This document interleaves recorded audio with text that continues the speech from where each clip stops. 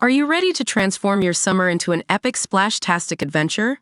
Say goodbye to wasteful, single-use water balloons and hello to the ultimate in reusable, eco-friendly fun with reusable water balloons.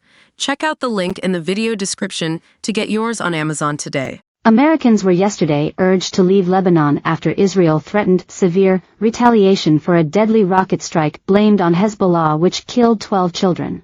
The U.S. joined a growing list of countries, including Britain and Germany, to issue the advice amid fears of military escalation following Saturday's attack. Israel has blamed the Iranian-backed militant group for the strike on a football pitch in the Israeli-occupied Golan Heights.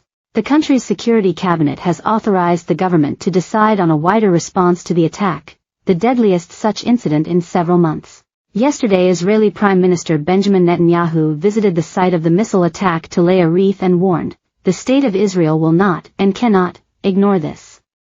Our response will come, and it will be severe." Hezbollah denied responsibility and Iran warned of unforeseen consequences if Israel retaliated. The White House and the international community have urged against further escalation amid warnings it could lead to a wider conflict in the region. Several airlines including Germany's Lufthansa have paused or rescheduled flights into the Lebanese capital Beirut as the world waits for Israel's response. U.S. official Rena Bitter advised Americans in Lebanon to develop a crisis plan of action and lead before a crisis begins.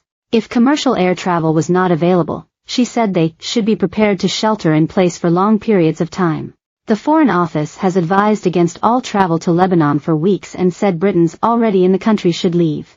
Germany's Foreign Ministry spokesman Sebastian Fischer urged their citizens to use all options to leave Lebanon and to do it urgently.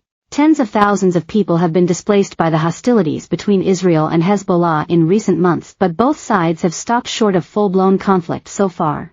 Cabinet Office Minister Pat McFadden warned that any escalation could be much more serious than Israel's war on Hamas in Gaza, where 110 Israeli hostages are still being held. Asked if the government would support an Israeli ground invasion against Hezbollah, Mr. McFadden said, "We will always argue for Israel's right to defend itself, but we hope that cooler and calmer heads will prevail and we do not see a full-scale conflict between Israel and Hezbollah."